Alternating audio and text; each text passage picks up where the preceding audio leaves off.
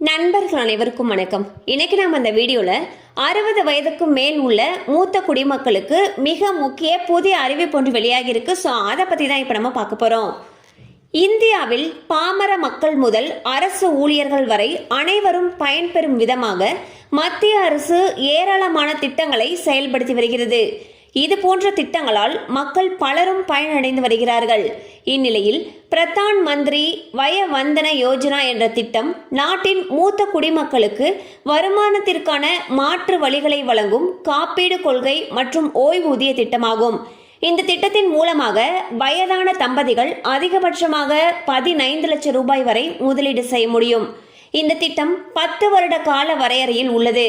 இந்த திட்டத்தின் மூலமாக மாதம், காலாண்டு, அரையாண்டு மற்றும் ஆண்டு அடிப்படையில் 1000 ரூபாய் முதல் 10,000 ரூபாய் வரை பெற முடியும்.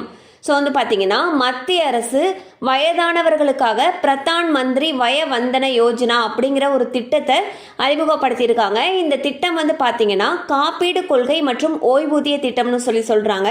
இந்த திட்டத்தின் மூலமாக அதிகபட்சமாக 15 லட்சம் ரூபாய் வரை முதலீடு செய்ய முடியும்னு சொல்லியிருக்காங்க. அண்ட் பார்த்தீங்கன்னா இந்த திட்டத்தில் இன்வெஸ்ட் பண்ணியிருக்கோம் அப்படிங்கிற பட்சத்தில் உங்களுக்கு மாதம் 1000 ரூபாயிலிருந்து 10,000 ரூபாய் வரை வரும்னு சொல்லியிருக்காங்க.